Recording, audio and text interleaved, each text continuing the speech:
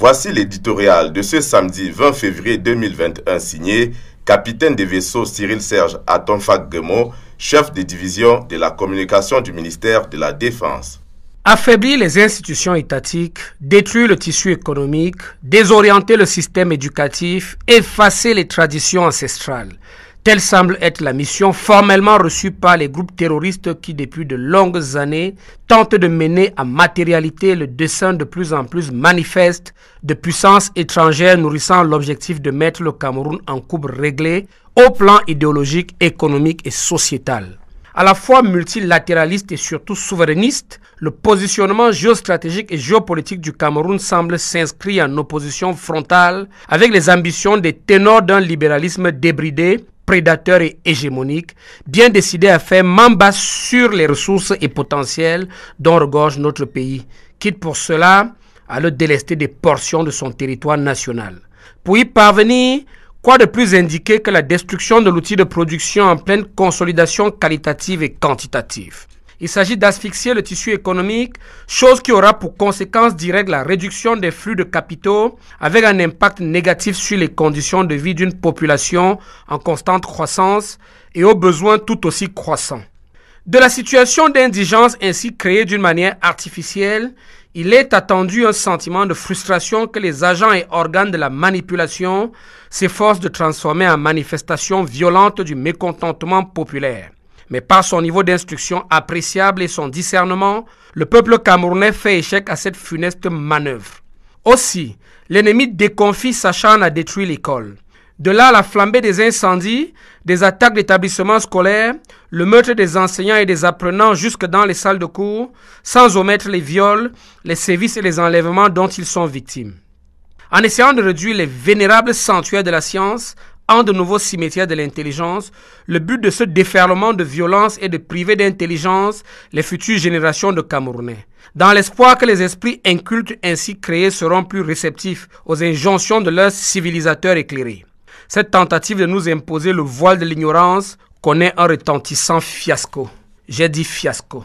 Non plus, les attaques à répétition contre les gardiens de la tradition ne sont des actes de pur banditisme ni de vaine cruauté. Les assassinats, les enlèvements de chefs traditionnels, le vol et la destruction des symboles de nos cultures ancestrales participent de l'ambition visant à nous couper de nos racines pour mieux nous inculquer les pratiques du modernisme déviationniste. N'est-il donc pas étonnant que le récent assassinat groupé de chefs traditionnels dans la région du Sud-Ouest n'ait soulevé qu'un faible écho dans le landerneau des organisations de la société civile, encore moins parmi la profusion d'organisations humanitaires, ou dites humanitaires. Le sujet ne serait peut-être pas dans l'air du temps, imprimé par le courant du progressisme des mœurs à la solde du capital triomphant.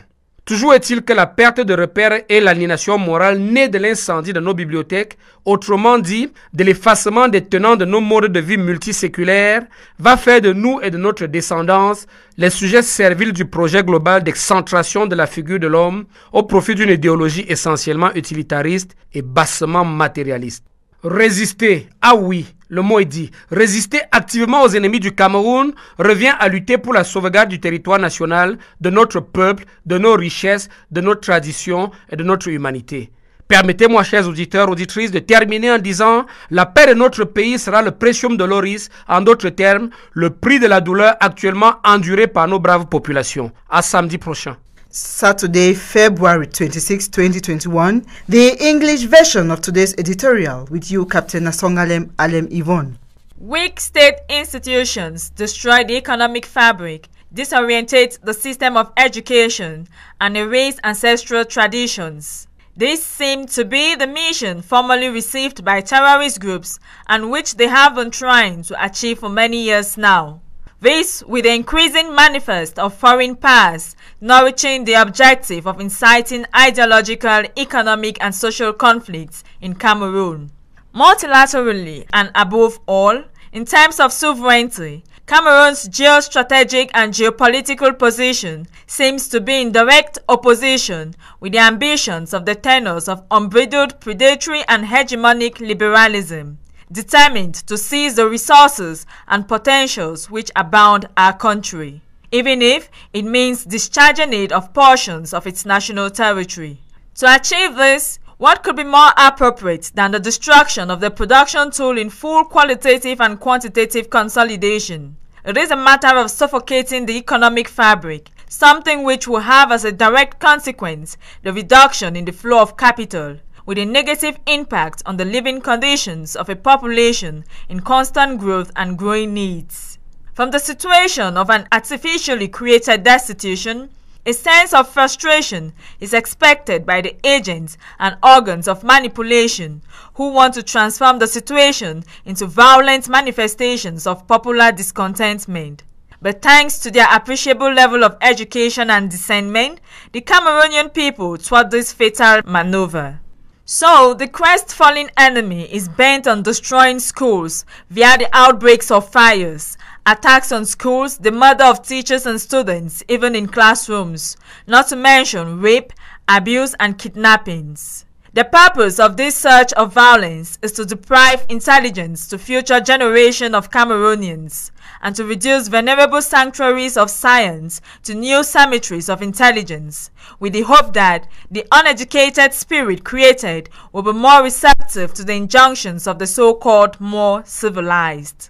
This attempt to impose the veil of ignorance on us has met with a resounding fiasco. Neither are the repeated attacks against the custodian of tradition an act of sheer banditry nor futile cruelty.